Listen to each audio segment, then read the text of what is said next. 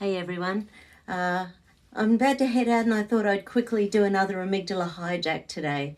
One of the terms I heard a gentleman from America say yesterday was history trauma. So he was talking about when there's something in our genetic heritage, our genetic lineage that we know about within our history that becomes part of our identity and part of our trauma. It colors the world around us with a lens that we can't change unless we choose to. So that lens is there with everything we look at. So someone who has been traumatized by, say, police in the past, they're going to have a lens when they look at policemen. Someone who has been abused in a relationship is going to look at new relationships with that lens. And I thought it was just an interesting way to put it, a history trauma. So just gonna stack in the energy, any and all history trauma. Okay. So let's just go into the amygdala. Okay, so what's current? Okay, so the one showing up at the moment is some real frustration, rage and anger.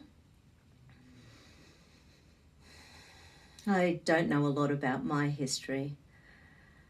I do know we're obviously white Irish. Dad always had a lot of issues with the Poms.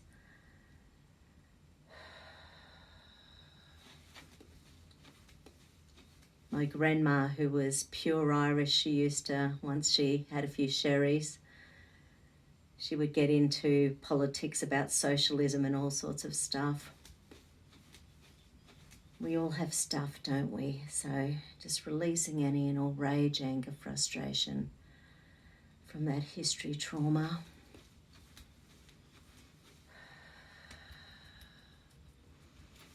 And I suppose the point is that we've got to allow ourselves to open our mind to a new lens with just peace and love, allowing people to live a power, allowing people to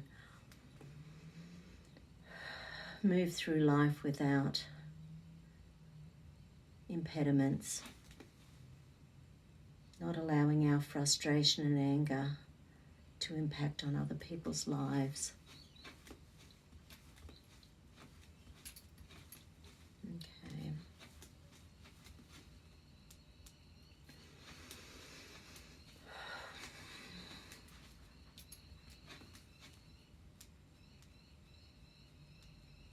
Okay, we do need a flower essence. Nope. A homeopathic. Nope.